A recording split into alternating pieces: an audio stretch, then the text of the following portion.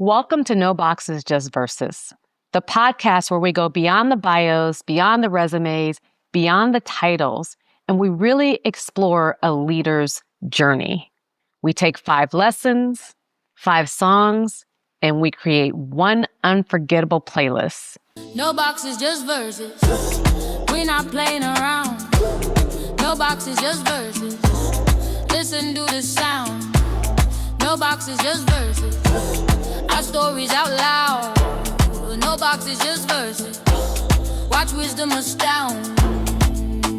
The stories of how we found our way. Stories of how we learned to pray. Our stories, our stories, our stories out loud. Our wisdom, our pearls. Everyone say wow, wow, wow, wow, wow. Woo-hoo. No boxes, just verses. Feel it move. And today, I'm so excited to be here live in Sonoma County, California with Thane Kreiner. Thane, welcome to the show. I'm so delighted to have you here, Shannon. It's a joy. Well, your property is beautiful, and listeners, I always tell you, go to the YouTube and see the visuals. This episode, you'll really want to see some of the B-roll we captured and some of the pictures. It is truly incredible. You truly are in what I call God's country right now. It sure feels like it. Oh, I'm so excited to be here. So, okay, in No Boxes, Just Verses fashion, we first do read the bio, but we really get into the story. So we'll start with your incredible background. Thane is an independent advisor, board member, and former CEO with 30 years of experience starting and growing enterprises to improve health and wellness for people and the planet. Dr. Thane Kreiner. You got to put that doctor on top of it because you earned that. Dr. Thane Kreiner currently serves as co-founder of the Black Corporate Board Readiness program, a board member of Conservation X Labs, and an advisory board member of Alder Brooks. Previously, Thane led the Miller Center for Social Entrepreneurship at Santa Clara University. He did that for a decade, working with over 1,000 social enterprises that collectively improved, transformed, and saved the lives of over 400 million people in poverty. I can't wait to get into that. That's amazing. Thane spent 17 years building and starting companies in the life sciences sector, including as a 4-time CEO and at a DNA chip pioneer, Affymetrix. He holds a PhD in neurosciences from Stanford, as well as an MBA, and his undergrad degree studies is in chemistry, and that was at the University of Texas, Austin. Thane, welcome, welcome, welcome to No Boxes, Just Verses. Thank you, Shannon. I'm so happy to have you here. So let's get into your origin story. You've listened to this show. We always like to go back to what was a little Thane doing at in his youth? Where did he live? What was he dreaming of? And the song that you start with, I love this song. It was recently remade, but it's Fast Car by Tracy Chapman. Yeah. I love your show. I just have to say that starting off. I absolutely love Shannon's show, and I feel so honored to be here and just in awe of all the other guests that you've had before me. And some of them have had fairly difficult journeys. I was actually born in Seattle, 1961. World's Fair was there, Space Needle, all of that. And about 6 months later, we moved to Huntsville, Alabama. And then about 6 months after that, we moved to New Orleans. And we were there for about 3.5 years. And that's where my younger brother was born. I'm one of 3 boys. And I remember some about New Orleans. The big thing about New Orleans that I remember is that I was deaf for about 18 months because my tonsils got so big they blocked my escutcheon tubes. So my speech was really delayed, and we'll get into this more later, but one of the reasons I love your show is it's because it's about music, and I have never, until recently, been able to make music. I can't carry a note from here to there, like literally I can't, but I have the music in my head, and I think that's the way my auditory cortex didn't develop because of that 18-month period where I couldn't hear. We left New Orleans during Hurricane Betsy in 1965 and went back to Seattle, where we lived for about 8 or 9 years. And so those were kind of my formative years in elementary school and the beginning of junior high. And things kind of took a turn for the worst there. My father was laid off in the early 70s from Boeing during the SST, supersonic transport layoff. And he had already had issues with alcoholism, and they got a lot worse. So it was a very dysfunctional family where there was a lot of violence, physical violence, specifically directed against my mother and against me. And in those days, what happened if you were a woman who was abused is people just kind of turned their cheek the other way and pretended it wasn't happening. So my mom was treated with really heavy-duty antipsychotics, with electroshock therapy, the whole 9 yards. And there were a lot of periods where she just was emotionally unavailable. My father finally got another job, and we moved to Alaska to work on the pipeline. So I lived in Fairbanks for 8th grade, and that was just an insane experience. So we moved back to Seattle for a year for 9th grade, and then we moved outside of Houston to a little town called Katy, Texas, MKT Railroad. And that's where I did my last 3 years of high school. So we moved around a lot. I worked a lot as soon as I could. I worked the summers in a rice dryer, and I loved the work because after 40 hours a week, you got time and a half. And after 60 hours a week, you got double time. And so I was getting like some weeks I was getting like 100 hours a week. And it was really about like work hard and make something happen, make a plan and get somewhere. And it was just an incredible experience. How are you wait, back up. This is in the summer. Okay, I was going to say, how are That's you the going summer. to school and working 100 hours? And then what is a rice? I don't actually even know what that is. So, rice is a grain and it grows in fields. Yeah. And we'll come back to that in just a second. And when you harvest the rice, the moisture content is like 17 or 18%. And then it goes through these big grain elevators with gas heaters, and you reduce the moisture to like 11%. And then it goes and you dehull the rice, and it becomes the white or brown rice that you get in the packages. So I worked in a rice dryer. That was what Katy was about back then, was rice. It was a rice growing town, basically. Wow. Yeah. So I wanted to get out of there. I knew I wanted to get out of there. I didn't want to do that. I did have like my boss at the rice dryer was like, "You're the best scale man I ever had." And like a scale man, you're weighing the trucks when they come in, you empty the rice and you weigh them again. I mean, this is like simple math. It's not complicated. And I also like measured the humidity in the rice before, because that influenced how much they had to pay and how much they got for the rice. But the other big thing that happened in high school in Texas, of all places, was I realized that I was attracted to other boys. Oh boy. And this happened, well, I kind of knew it my whole life, but junior year in Miss McRoberts' English class, she made a comment because I had been detained, I guess is the word you would use, the night before, after the junior-senior picnic, for resisting arrest. And the whole town knew that I had been put in jail.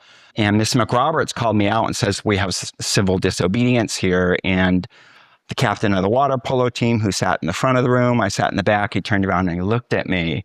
And we started having this really incredible relationship, but it was secret from everyone for the rest of my junior year, that summer, all of my senior year. And then the summer before we went to college, I was working in the rice dryer. He came by in his Pontiac with a 455, coming to the fast car. Right. We went down to Galveston, and on the way back, the car skidded on a gravel cutoff and rolled over, and he died in my arms. Oh, Thane. 3 weeks before college started. And everyone said, "You should take some time off. You shouldn't go." And I was like, "I'm going to go." So I went to UT Austin, and I took a really heavy course load. I did really well, but I was like, for me, that song is really about make a plan, make it happen, and be someone. And be Be someone. Wow. That's a very heavy first kind of 18, 19 years of your life. Yeah. Like a very heavy. What are you using to... Because for a lot of people, that would have been the end of the story. I know. You know? I know. Yeah. What is helping you and motivating you? Well, it's changed over time. That's for sure. I mean, I'll say when I was young, it was mostly fighting back against my father. I mean, if I'm really honest about it, it was like proving that I could defeat him and proving that I could survive. It's very, very different now. Now it's more about what I can do for others. Yeah. look, everybody's childhood is different. Yeah. And certainly what I would say is that you had to learn a lot of resilience. You had to learn that, talk about no boxes, you had to learn that like you just weren't going to be able to do all these boxes. Mm-mm. Like it was going to be different. And couldn't talk about it with anyone. Right. At that time in Texas, time. like it was like you couldn't talk about it. So it was really bottled up. Yeah. Right? Yeah. So somewhat lonely at that point. But you have to escape. I had to get out of there. Like you knew, like that, I'm sure that fueled you. Like you had to get out. I did. And you go to college. I did, which was an amazing experience. I mean, Austin was great. Hook 'em horns. I had a great time there. It was a big school. It was easy to kind of get lost and be anonymous and also start exploring my sexuality. Yeah. And I had done well enough in college, and I had also placed out of a bunch of classes, and I'd saved this money from the rice dryer, and I had some scholarships that the summer between my junior and senior year of college, I got to travel all over Europe. And that was just like, I'd never been out of the country before, except across the border into Canada and Mexico. And it was just an amazing experience. And I got exposed to all these different ways of being. I traveled all over for 3 months and came back in my senior year. I decided I was going to leave Texas, and I applied to grad school, got into Stanford and UC San Diego, and decided to go to Stanford and study neurosciences. And that kind of started this next amazing chapter of my life. Well, before we get to that, what I'd love to know about this first phase before you leave Texas, who was your supporters? Like who was your sponsors, your mentors, whatever we want to call it? Who were you actually able to derive some sort of confidence from? It's a hard question. My mother, when she was available, but as I said, a lot of times she wasn't. Like after electroshock, people have no affect for like weeks. Yeah. And then when she'd come out of that, I mean, I got a lot from my mother. I will come back to this later, but she taught me a lot of things. She taught me my love of poetry and of song. She played the piano when she was able before we got on a school bus to go to school when we lived in Seattle. And I learned a lot about being a good person from her. The other place, honestly, was school. Like I was the teacher's pet. I was like the teacher's pet. And like I knew all the answers. And I remember I started school early because my older brother got to go to kindergarten. This was still in New Orleans. And I threw a fit that if he got to go, I got to go. And so I went to school when I was like 3.5. Oh my God. We didn't have like preschool and pre-K in those days. But I went, and it's like, I still remember the little boy like 3 rows in front of me and his hair. But I did learn. And by the time I got to kindergarten in Seattle, I was like already reading. And so I was kind of bored in kindergarten and first grade. But then I got really good teachers, and they gave me extra stuff to do. And I love school. So a lot of my teachers, I still remember the care and the love that they gave me. Yeah.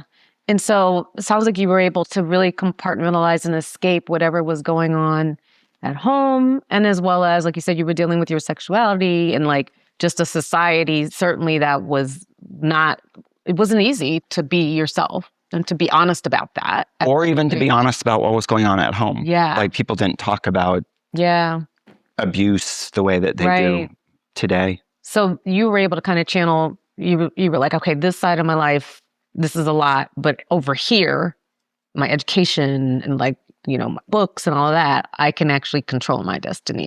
I don't remember thinking that. I mean, I did that, but I look back sometimes and I'm like, how did the little Thane do that? How did you do that? Yeah. Well, the little Thane winds up having an amazing life, and we're going to get into it, but that he would, I think I asked you this in the prep. Would little Thane imagine and dream of the life that you have today? Oh gosh, no. It was all about survival. Yeah. It was all about survival. Yeah.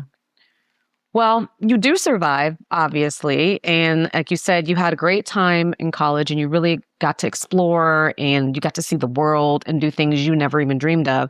And you come to California. You wind up staying forever, but you come to California. Not quite forever, 42 years. You go to grad school here. And again, these are great schools, Stanford and Berkeley, like just amazing opportunities. I'd love to understand what it was like in the 80s, it seems like it was a time of exploration, both for you personally and then professionally, just what's going on in Silicon Valley in those times. The song you pick is You Make Me Feel Mighty Real by Sylvester. I like Sylvester. Yes. Yeah. Listeners, you want to get up and dance for this one for sure. Mighty Real. I can't sing, but I like that song. I can't sing either. I already told you that. Yeah. Yeah. So I started graduate school. I actually arrived in California 4 years to the day after Jay died, and with my cat, Ariel. And we arrived in California, and I went right to the lab with my cat. Where's the biology lab? And I'm carrying a cat. And people are like, what are you talking about? My advisor was just incredible. I was his second graduate student, and I had so much fun. And it was just an incredible experience. And it changed the way my brain is wired. I'm very sure that it did. And great team spirit. I really got into my body. So I started bike riding with some lab buddies. I started running. I'd already started swimming at University of Texas, partly because, like, to be honest, the locker room at UT Austin was pretty hot in those days. And so I'm swimming at Stanford, I'm biking, I'm running, I'm doing the lab work. And then on like the weekends, I'm going up to the city, to San Francisco. And we had a great Stanford gay scene at the old firehouse. And that's where I learned about a lot of the stuff that was going on in the city. So like we would go to the I-Beam every Sunday and dance on the stage to Sylvester, and before she turned on us, Donna Summer and all of that, and Stud Bar and the Powerhouse. And it was just an amazing experience. It was also, I went and did my postdoc at Berkeley, and I was trying to kind of recapitulate that experience. But what happened is I had a principal investigator who, unlike my thesis advisor, did not have natural leadership skills. Okay. And there was kind of this vacuum in the lab where like new technologies would come out and we weren't talking about them. And it's like PCR, polymerase chain reaction. It was a new thing at the time. And so I sort of brought this up, and then I started thinking like, I'm not sure if I really want to work at the lab bench, because when people say like, what is it that you do? And I'm studying secretory vesicle trafficking in ATT20 cells. And they're like, what does that mean? What does that mean? And at the same time, I had friends who were getting sick and dying from AIDS. Yeah. And I felt like, what does that mean? Yeah. And so I went through, what I now will call kind of a discernment process of like, what do I want to do with the gifts that I have? And how can I make a difference in the world? And I did a bunch of informational interviews. In those days, we didn't have LinkedIn, we didn't have cell phones, we didn't have any of that. It was like driving around and talking to people at Genentech and Chiron and these like pioneering biotech firms about all the different roles that they had, and came to the conclusion that I wanted to be on the business side of biotech, to actually get ideas and innovations and inventions out of the lab and have them make a difference in people's lives. Yeah. So I applied to Stanford Business School. That was the only place I applied. And I figured if I don't get in, I'm not meant to go to business school. And I did get in, and I just had an amazing experience there. In parallel with that, my mother had finally left my father after 30 years of marriage. And 30 is a significant number, as we'll get to in a little bit later, like save some, like keep people in suspense here. Yes. But my mother finally left my father. She got into recovery with AA, and we just started having this amazing relationship where she would like march in the gay pride parade with me. We'd be going down like Market Street with 200,000 people. And she'd be like, what about that one thing? What about that one? Like, Mom, we're not shopping. And she's like, I'm shopping for you. I want you to find someone. So we just formed this really strong bond. And it was like the mother that I had always wanted to be there was finally like always there. Yeah, so my mom and I just started having this beautiful, like grown-up adult relationship, and it was just so lovely. Between my first and second year of business school at Stanford, I was so fortunate to get this internship at Affymetrix, which was being spun off of another company called Affymax. And Affymetrix was using semiconductor manufacturing technology, but instead of etching circuits on the wafers, building strands of peptides. And I had gone with a biotech club to sort of, see what Affymax was doing. And I said to the guy who was CFO, oh, this is really cool, but instead of making peptides, you should make nucleic acids because the biophysical characteristics are much simpler. And he's like, you think you're so smart, but we've already thought it out. We're spinning a company off this summer called Affymetrix. Would you like to write the private placement memorandum? And I said, yes. Now, I had no idea what a private placement memorandum was. Right, you know what a PPM was? I did not even know. I'd never been in the business world before. So time out for my listeners. Private placement memorandum is like baby lawyers cut their teeth on doing this type of stuff, which is basically like it is a memorandum where you're talking about the company and what you're trying to sell, and the SEC requires this. If you're going to go out there and try to raise money, you need a specific type of document to do that. And that's what a PPM or a private placement memorandum is. So, so that was my summer internship was writing a private placement memorandum. I didn't do like the boilerplate legal stuff. Right. It was the business plan. The business section. The business. You have to if you're trying to sell a business, you got to have a write-up of the business. Yeah, so we raised $21 million, and I stayed there. I stayed there for 14 years after that. Wow. So that was kind of the start of the Affymetrix journey. And wrapped up business school, having this amazing time, and then 6 months after graduation, my mother was diagnosed with pancreatic cancer. She had left Ohio, where she was with my father, and gone to Las Vegas, where her brother was. And I was going to Vegas every weekend to be with her because we knew that we didn't have long. And that period of time was actually when I met Steve, who we've been together for 30 years now. Love of your life. Love of my life. Absolute love of my life. Yeah. Where'd you guys meet? We met at the Rawhide, which was the country western gay bar in San Francisco. It sounds like that too. It was. And it was my best friend at the time's birthday. And we had gone out to dinner at Fringale, South of Market. South of Market was way different then.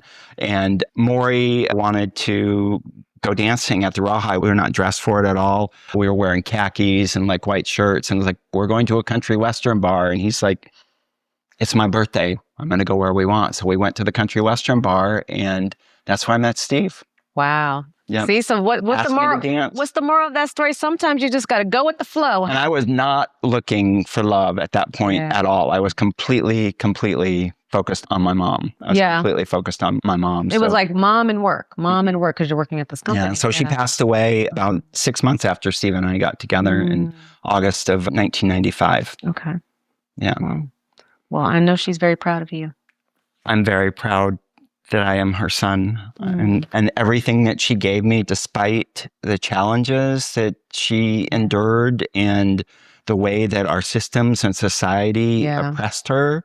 And that's one of the things that just continues to drive me to this day. But, that period of my life with, coming back to the song, You Make Me Feel Mighty Real, was really about finding who I was and about being yourself and about authenticity and showing up as who you are. Well, that is definitely that period of life for you, and it explodes for you. I mean, your career in particular.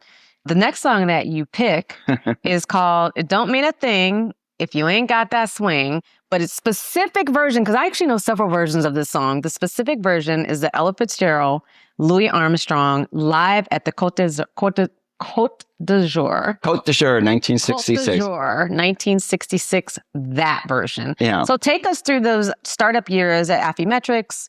There's IPO, there's global expansion. This is really a period of extreme and explosive innovation for you. It is.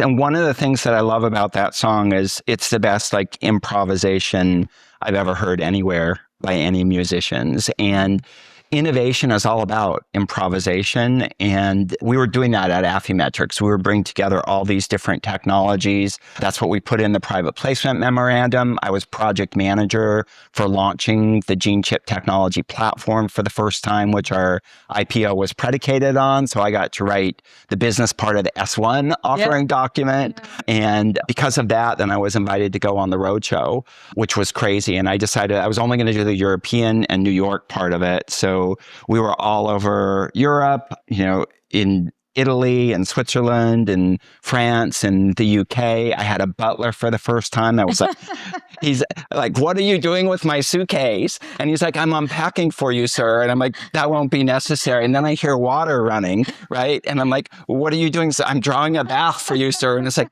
you can leave now. I'm okay here. That was the Lancaster, by the way. Great hotel, but I never had anything like that in my life before. It was like, this was just a whole nother world. From Texas to the butler in Switzerland. I mean, Butler was in London. Yeah, London, at the and we took the Concorde back so that we could get from London to New York in time for a dinner, because that's what bankers did back then. So I moved from project management into marketing, and I started doing marketing. And then in 1998, we had like 12 million revenue in 96 or 97. And then we were growing to like 20. We hired this incredible president, Sue Siegel, who has been by far the most influential mentor in my life. Mm-hmm. And I was actually getting ready to leave. I'd been at Affy for 5 years. I was getting ready to leave and take another job and get a promotion to vice president, because that's what you did, like on the corporate ladder. Like I started as a project manager, and then I was an associate director, and then a director, and I was like, I want to be a VP. And Sue came in and she said, give me 6 months. And if you're not happy, then I'll help you find something else. So Sue and I have, frankly, we've worked together ever since then. But she gave me all of these opportunities that I would have never imagined. And they were things that I had no idea how to do. So she promoted me to VP of marketing and then VP of sales and marketing. She and I grew our business from 25 million, 50 million, 100 million, 200 million, 300 million revenue, market cap, $10 billion at its peak. I set up the business in Japan. I didn't know anything about doing that. I set up the business in China. I was a lobbyist on Capitol Hill for passage of the Genetic Information Non-Discrimination Act. I like to say I did every function except the ones that you know, finance and legal. And manufacturing. Right. Those are the three things I didn't do. But every other function I did at one time or another in Affymetrix. And it's all because Sue believed in me, and she saw something in me that I didn't believe in myself. I didn't even think that I could do some of these things, but she believed I could do it. And that like synergy, that's one of the things I love about the song, when Ella and Louie are playing off of each other and the energy they create. You know, people say 1 + 1 is 3, but it's like, it was so much more than that. And I had amazing customers. Like I got to work with the likes of Francis Collins and Tony Fauci, household names now. We were selling DNA chips to these folks, and they were buying them, and it changed the way the biomedical research is done. Meanwhile, Steve and I bought a house together. We were going to France every summer on vacation. I got really into scuba diving. It was just like this amazing time where I was doing all these things. I never had a model for a healthy relationship in my life.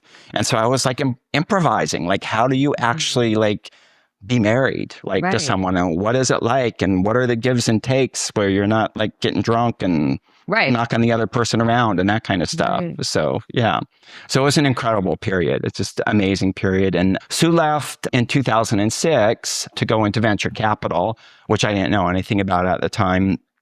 And they brought in a new president, and it was someone, we just didn't have shared values. I mean, like it didn't feel right, if you know what I mean. Right. And so I stepped down a year later. I was supposed to project manage building this house that we're sitting in right now, because like that project management was one of the things that I learned at Affymetrix. But instead, I got a call from Kleiner Perkins, and that kind of brings us to the next phase. It does bring you to the next phase. And one thing I want to highlight before we leave this phase, and we've said this in several episodes, it really is about sponsor, mentor, supporter, whatever you want to call it. Whatever you call them. It really is about that person that's completely not only vested in what you're doing, they see stuff in you that you don't see in yourself. That's right. That's right. They see talents in you that you didn't believe you had. They see ways that you can advance things for everybody. And it was just, I'm so grateful to Sue for believing in me and believing in me, all of me. Like she embraced Steve right away. It's a funny story. She'll tell that we had been working really hard. We got to like the 300 million mark in revenue. I was a 16B officer, and she's like, you need to take a sabbatical. And she wanted me to take 8 weeks off. And being the brilliant man that I am, I negotiated it down to 6 weeks. Oh my God. You're like, it's too long. That's too long. 16? I can't be away from it. I'm going to miss something. I'm going to miss So I negotiated it down. Oh my gosh. And to this day, you guys are still We're still friends. Yeah, we are great friends. So she and her husband come every year. We do a cassoulet feast right here around this table. The cassoulet, Steve and I got into cassoulet when we were in France. We brought the big cassoule back, and it's a really special kind of meal. And we do it around Groundhog Day, which is a special day for me, because going all the way back, that was something when we were very not doing well economically during the real hard times. When my father had been laid off, my mother got us Groundhog's Day presents and nobody else got those. And we felt so special. So to this day, Groundhog Day is like my favorite holiday because she made something special when there was nothing. Right. And it's those little things. It's those little that things. change, like everything. Change your life. Yeah. Well, at this point, again, I'm like, you are living young Thane's unbelievable best life. Best life, like that I never imagined. Like United Global Services, it's like they greet you at the gate, and it's like, Dr. Kreiner, we're taking you to your next flight. Like, okay. Yeah, that Global Services is amazing. I don't have it anymore, I miss it, but it was great. I will tell you, I fly a lot. It's amazing. So, okay, the next kind of part in your life, so your mentor has left, your supporter has left, and then you wind up leaving. Not surprising. That happens a lot. And this is a pivotal life moment. The song you pick is Islands in the Stream. That is what we are. That's all I know, y'all. Yeah. By Dolly Parton and Kenny. And that's like kind of the next phase because you actually go on to become what I would call a serial startup CEO. That's right. So take us through that part of your journey. And at this point, you and Steve are absolutely together. There's a story about how long it takes to become legally married in the eyes of the law, but you guys are together. We are. Yeah. So I stepped down in 2007 and we had bought this property in 2004 with the idea that eventually it would be a weekend vacation home and long time in the future, a retirement home.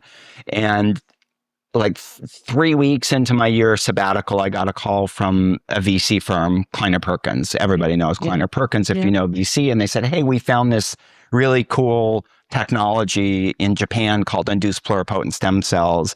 Can you come in and talk with us about it? And I was with one of my running buddies in Rancho, and he was saying, what are you going to do next? And I'm like, I'm not really sure, but I got this call from Kleiner Perkins. And he's like, if you ever want to start a company, you probably should call them back. Like that would be a good idea. And so I called them back and I agreed to a 45-minute meeting. And it turned into like a 3-hour meeting where I met with the partners and sketched out like 4 different strategies, business model strategies for this induced pluripotent stem cell invention from Shinya Yamanaka, who later won the Nobel Prize for it. The next thing I knew, like 3 months later, I was CEO of a startup, raised $20 million, got the company together. And then I went on this like startup CEO thing because I just found that I could do highly productive person. Like when I think about my childhood and going back to that and what I was able to accomplish, like going to school, getting straight A's, working, 100 hours a week in the summer, 20 hours a week when I was during school, making meals for the family, all of that stuff. It's like, hard work is like, I'm no stranger to it. And I'm like, okay, I can build these companies really fast. And I loved putting the teams together, discerning the strategy, like how do we take this invention or this idea and turn it into something that will have impact and, really getting it going. But at the end of the day, as a startup CEO, you have if you're venture backed, you have one obligation, which is maximize returns for your investors and their LPs, limited partners. And I wasn't uninterested in that, but it wasn't what I was passionate about. And so in parallel with that, one of my business school professors had gone to Santa Clara University. They had Markkula Center for Applied Ethics and asked me to be on his advisory board. This is going back to the Affymetrix days because we were putting the whole genome on a chip. And there were things that you could do now that you could never do before in terms of genetic information and lots of ethical implications. So he said, do you want to be on our advisory board? So that was my first board experience, advisory board. And I said, sure. And then he said, you're really good at strategies. You want to be on our executive committee? I'm like, sure. And we were sitting around Hobie's, famous place in Silicon Valley for the startup world in those days, and with the executive committee. And someone said, oh, there's this other little center that's looking for a new executive director. And I said, what is the center? At the time, it was the Center for Science, Technology, and Society or something. I'm like, well, what do they do? And they're working with social entrepreneurs. And I'm like, what's a social entrepreneur? Like all of this coming back to private placement memorandum. I'm like, I didn't know what I was doing. But basically, entrepreneurs who are using business principles to serve the poor in the world. Clean water, off-grid energy, sustainable agriculture, women's economic empowerment, maternal health. And I'm like, entrepreneurship plus these technologies and service to others, it's like that sounds amazing. So I had a conversation with Steve and I said, do you mind if I take like a 75% base salary cut with no bonus, no equity to go and do this thing? And being the man that he is, he's a rocket scientist, by the way, y'all. He's a bona fide rocket scientist. Like, when Challenger exploded, he did the materials analysis, like why that failed. Like he did that. So he's a pretty amazing human in his own right. He was like, you should do whatever makes you happy.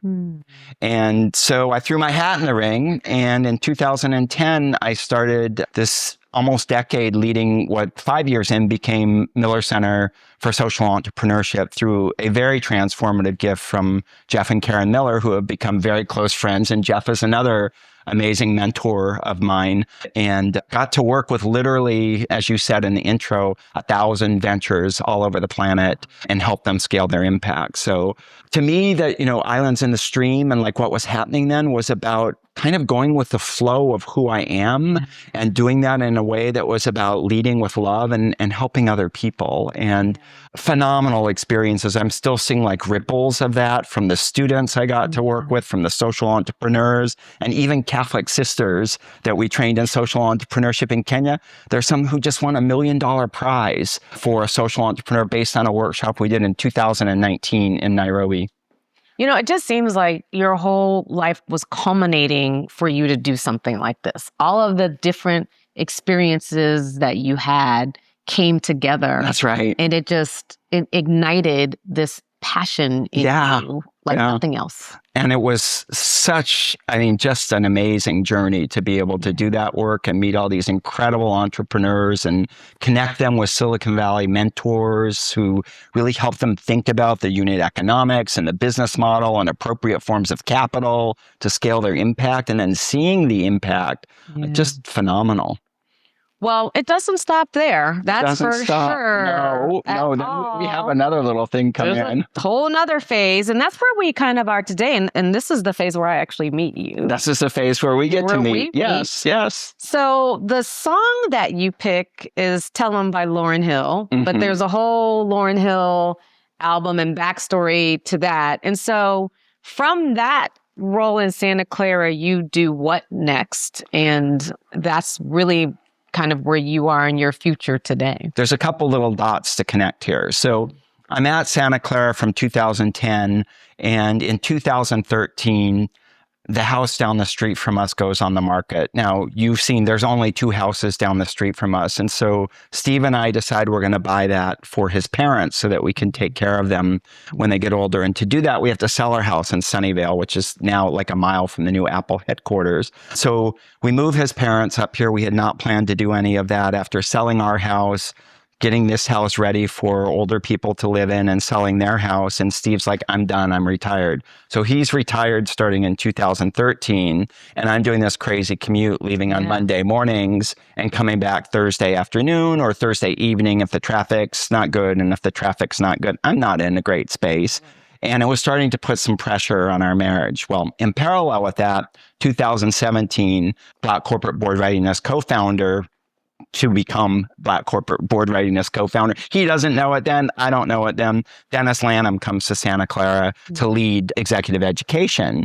And he's like, how do you get stuff done at this university? And his boss, the dean, says, you should talk to Thane, because Thane's got a whole lot done here in the time he's been here. So Dennis reaches out to me and says, could we get together to talk about how do you actually get stuff done? And I said, take a Lyft or an Uber, because it's more than a one cocktail conversation. So we become really good friends. And he launches a program to help women executives get on corporate boards in 2019. Now, Dennis grew up in the Black community in Dallas.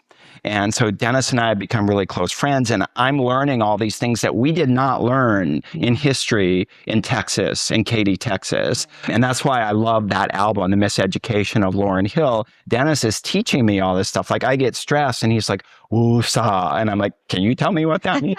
Right? And so I'm learning all this stuff from Dennis. And at the same time, I'm like, you're doing this for women, but look around Silicon Valley and there's very little Black representation in the boardrooms or the C-suites of these companies where all this wealth is being generated. Why don't you do a Black Corporate Board Readiness program? So we started talking about this like in 2019, and then we all know what happens in 2020, right? Pandemic, he's got to shift the women's program from being in person to being online. Learning outcomes are just as good. A few weeks later, George Floyd is murdered. Right. Meanwhile, I've stepped down from Miller Center, a new venture I had started with a friend.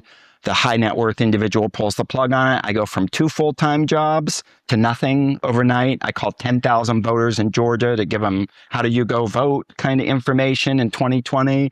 And George Floyd is murdered. Dennis and I are on a FaceTime call, and we're like, if not now, when? And if not us, who? And so I was going to just help him stand up BCBR, and like he was going to get a faculty director and a program manager and all of the stuff that you normally do in exec ed. And here I am 5 years later in the middle of cohort 15, 400 alumni, 200 new board placements, and the people I've met and the stories I've heard and what I've learned about the history of Black people in this country that was not taught in Texas. It's not talked about today, that people are trying to erase. And to me, this song and this work is about faith. And I've learned more about faith from Dennis than probably anybody else. Wow. Oh yeah, Dennis is incredible. I've got to interview him too. You got to interview Dennis too. Yeah, I mean, his story is great. He's an amazing human being. Yeah. So you guys wind up, obviously you stand this thing up right after George Floyd. My husband actually does like the second cohort two. Cohort two. I eventually become a mentor in the program. And like you said, now there's 15 cohorts, 400 alumni. Still going on. There'll be 16 and 17.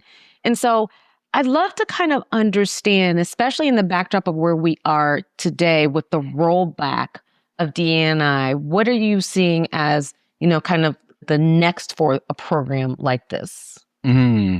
That's a great question. I mean, the truth is, I don't know what comes next. And that's where faith comes in, that we're doing this work because we were called to do this work. And Dennis and I get a lot of credit. And we did work to stand this up, but it didn't happen because of us. It happened because people like Barry Lawson Williams, like Caretha Coleman, like Robin Washington, believed in these two white guys, and they locked arms with us and said, you guys are doing the right thing at the right time and the right way. And they're the ones who recruited the first couple of cohorts. They're the ones who recruited the mentors. They're the ones who said, this person will facilitate this module and that module. And so, there's a long-winded explanation to how all of this happened, which we just kind of went through. But there's also a very short reason that this happened, right? Which is God. Like, we were called to do this work and we answered the call. Yeah. We answered the call. So I don't know what the next call is, but I know that the work doesn't stop here, that the work that we have to do collectively we cannot erase the history of slavery. We cannot erase the history of Jim Crow. We cannot erase the history of racism that's happening right now in this country to board members. I mean, to board members and what they're being told that they don't belong when they are so much more qualified than most of the sitting directors. That's just wrong. And this takes me all the way back to what happened to my mother in 1970. It was just wrong. And we got to do the right stuff. We got to do good stuff to make the world that we all deserve and that our kids deserve, your beautiful children and their kids deserve. We have to do the right work together. Yeah. Well, I thank you for not giving up. I'm not going to give up. You're not that type of person. And for continuing to push forward. And so Thane, help us understand, what else are you working on and how can my listeners be supportive of all the things you're doing? Yeah. Well, so the advisory roles that I work in are mostly with CEOs and startup teams. I don't really need to do operating roles anymore and have people reporting to me. I've done that. I know how to do that. I can help other people understand how to do that. But where I feel like I add value is sort of discerning the strategic path forward and how to build a team around that to actually make strategy happen. Because, ideas are easy, but actually making strategy happen, that's really hard. And to the extent that I can help other really incredible entrepreneurs on that journey or help boards think about how to manage their teams, that's the kind of work that I enjoy doing. And I guess we have to talk about, because like this is like going into 2026, we have to talk about AI, right? Absolutely. And like, what is AI enabling us to do? And people think a lot about, what we used to call dual use technologies, like gene editing is a dual use technology. CRISPR, you can use that to do really good things like cure sickle cell disease. And there's a therapeutic out there for that now, the first CRISPR-based therapeutic by Vertex. But you can also use CRISPR to create bioweapons that wipe out the whole planet. And so what are our ethical obligations? And I've been thinking a lot about that. And I thought, well, something that I always wanted to do, but I can't do. And this is like something that Dennis and I have going on too, because he's an amazing vocalist. He led a gospel choir, and the man just has this incredible talent. But like I said, I can't carry a note from here to there, but I can write because I learned that love of poetry from my mother.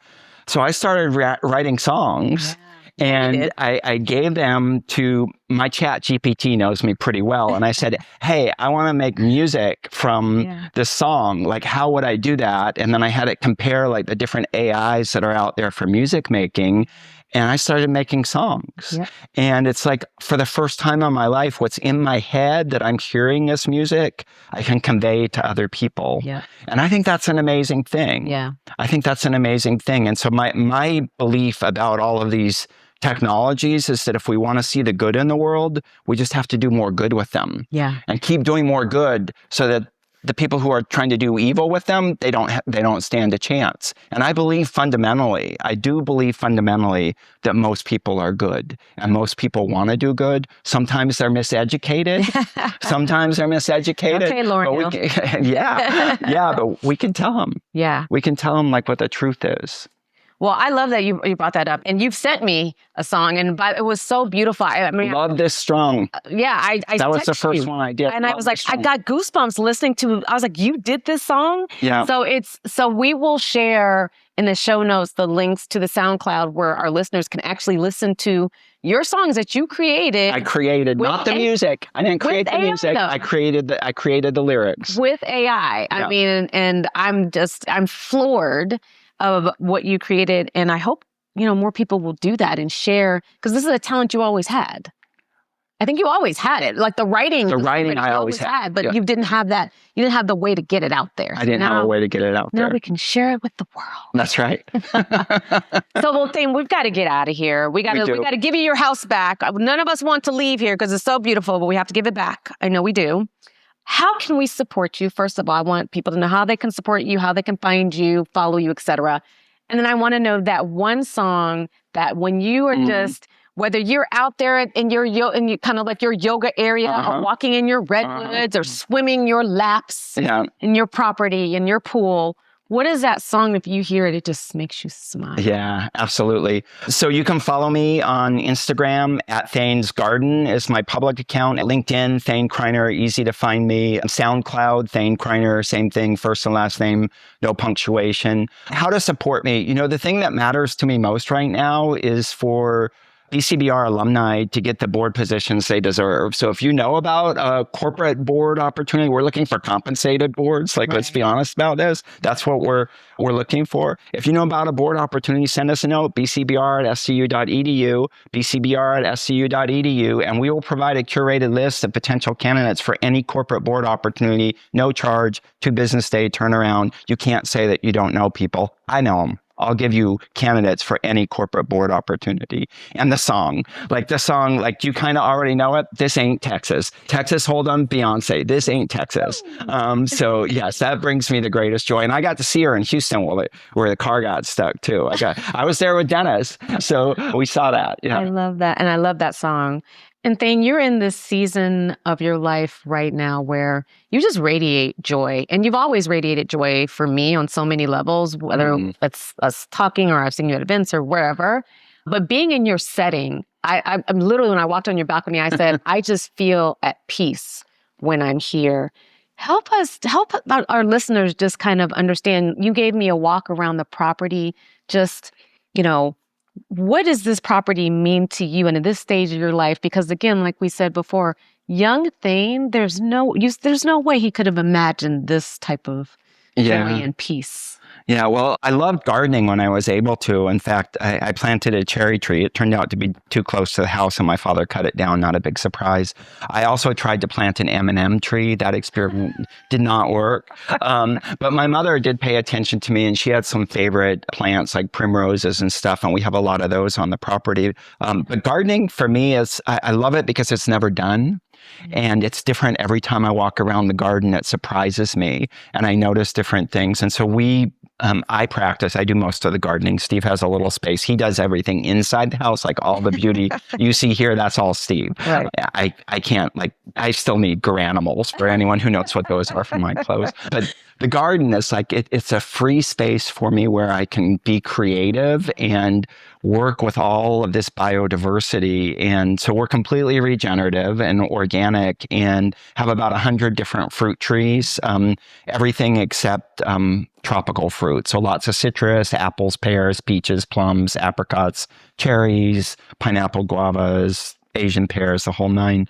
A ton of different citrus too. We make great craft cocktails. I make my own bitters sometimes. We planted a grove of redwoods at the top of the property, and actually, that has turned into kind of a chapel where I married Dennis and his now husband. I served as officiant. We grow most of our own vegetables here, lots of flowers, purple flowers. I love purple, but it's just such a great healing energy for me to be working in the garden, to be walking around with nature. And what we've seen happen by caring for the earth is just this abundance. Like all of these different species show up at every different level, whether, it's insect. We just had the monarchs leave a little bit ago because I have plants for them to milkweed that they like to eat. We have these incredible like salamanders and lizards and snakes. The foxes come around. We have to put the cats in at dark because we don't want the foxes to get our kitty cats. But it's just an abundance and the beauty of creation. Sometimes it's overwhelming. I'm just in awe. Like, how can there be this much beauty? But that's also how I feel about BCBR and excellence and like board readiness. So, I love that. I mean, you have redwoods here. We have redwoods they were 4 feet tall. They're like 40 feet tall now. Yeah, they're gorgeous. You have a tree house. I have a tree house. A whole tree house. It's a great creative space for me. And it's up in 2 big oak trees, those 2 big oak trees are the only things that were on the property when we bought it that are still here. Everything else we've planted. Mm-hmm. And it's about 2.5 acres. Well, it's gorgeous. And, thank you. And this is such a peaceful place and such a joyful place. And and we need to just touch on this quickly, that the first BCBR family reunion we ever had was here in September of 2021. Yep. And we had the amazing Virginia Walker here, she's one of those people who, when I hugged her for the first time in real life, I felt God. I felt the Holy Spirit. She's a trailblazer. For those of you who don't know her, in Silicon Valley, she really was one of the first African American, especially women, in finance and to become a CFO. And she's certainly been a hero, and she wrote to me personally. And I was at that event and I got to spend some time with her. And I saw the pictures not too long ago of us at your house for that event, and I will always treasure that moment. And it's a special place. This is a special place, and you are a special person. And so are you, Shannon. Thank you for doing this show. Is incredible, and like all the guests you've had, I'm just like in awe that you also have me. But what a great lineup of incredibly talented people. Very talented people, and now I have Thane Kreiner on my show. And I'm Shannon Nash from my house. So listen, we are going to wrap it up because I'm going to overstay my welcome. Sorry, listeners, but it's so beautiful here. I'm going to give you like the list of your songs because we will have the Thane Kreiner Spotify list of songs that anybody can listen to. And I certainly will be listening to. You first started with, your first song was Fast Car by Tracy Chapman, followed by You Make Me Feel Mighty Real by Sylvester. I saw Sylvester live, by the way. Did you? Oh, I'm so jealous. Yeah, before he passed. Yeah, he is amazing. He was totally amazing. Definitely listen to that song, you guys. And get up and dance for it. And dance to it, for sure.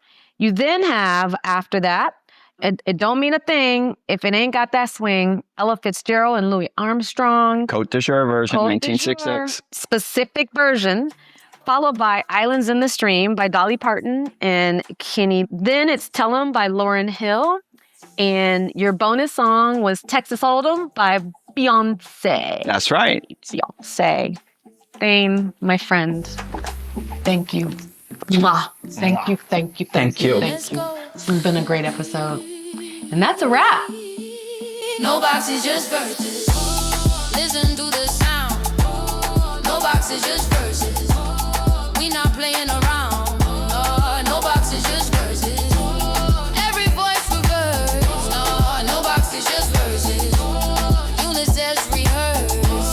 No.